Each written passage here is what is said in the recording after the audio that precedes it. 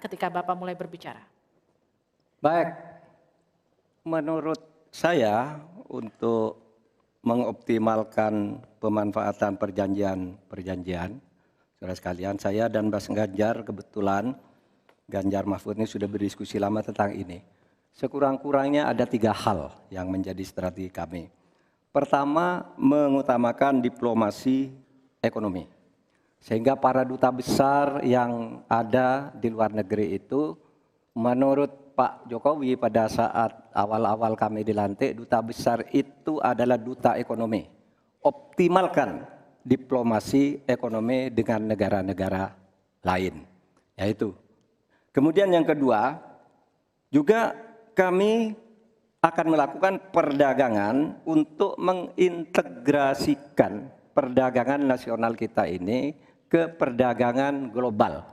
Sehingga memenuhi standar-standar internasional untuk setiap apa yang kita punyai mau dimasukkan ke dunia global itu sudah jelas standarnya bisa diterima gitu. Dan kita juga membuat regulasi di sini agar tidak misalnya upaya perdagangan kita lalu diblokir atau dicurangi oleh teman-teman kita sendiri, pelaku-pelaku ekonomi di dalam yang berintegrasi atau berkoalisi dengan pejabat-pejabat publik. Kemudian, saudara kalian, kami akan mengutamakan penguatan ekonomi nasional agar ekonomi nasional itu juga bisa tumbuh ke dalam sehingga nantinya masuk dengan strategi kedua tadi bahwa kualitas barang dagangan kita itu bisa diterima di luar negeri dan produktif sehingga juga tidak susah misalnya untuk diterima oleh dunia internasional. Saya kira itu bagian strategi yang sudah kami diskusikan dan selesai. Terima kasih Pak Mahfud. Saya persilakan Pak Muhaimin untuk menanggapi jawaban dari Pak Mahfud tadi. Ya, Pak Mahfud, kalau diplomasi sebagai pemasaran itu normatif ya.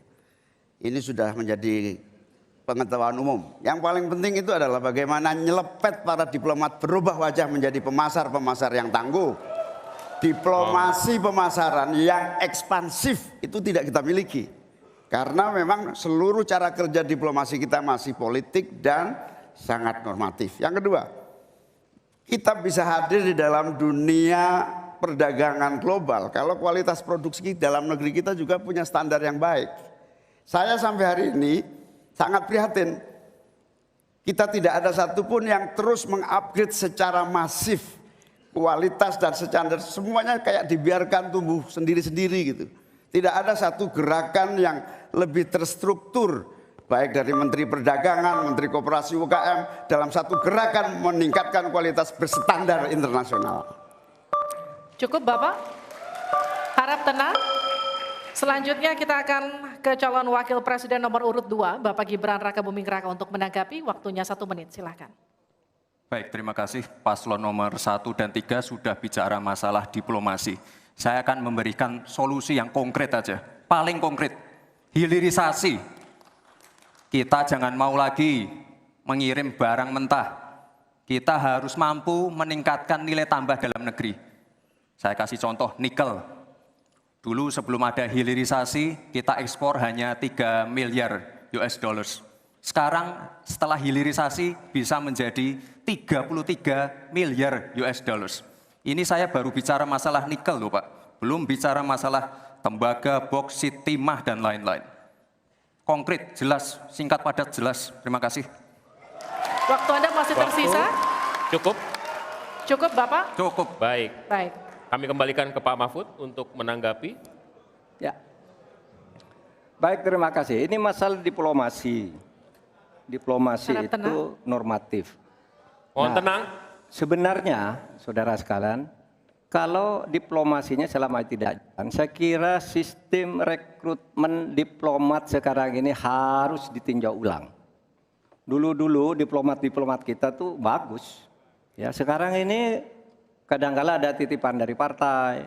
Kalau belum dari partai belum masuk, itu tidak disahkan. Di DPR partai ini belum masuk. Nah, sesudah bertugas tidak jelas. Dia tidak ngerti, tidak punya pengertian dasar-dasar diplomasi. Sehingga kalau saya diberi kewenangan. Nah, nanti diplomasi ini diatur kembalilah rekrutmennya itu. Betul-betul orang yang memenuhi syarat. Nah, soal hilirisasi itu sudah masuk sebenarnya Mas Gibran. Saya tadi kan bicara soal penguatan ketahanan ekonomi nasional. Itu di dalamnya memang sudah ada hilirisasi dan industrialisasi yang aman lingkungan. Itu selesai. Terima kasih, kita berikan apresiasi untuk ketiga calon wakil presiden kita di pemilu 2024. Dan kami persilakan para calon wakil presiden untuk kembali ke tempat duduk masing-masing. Silakan Bapak. Di segmen selanjutnya, ini seharusnya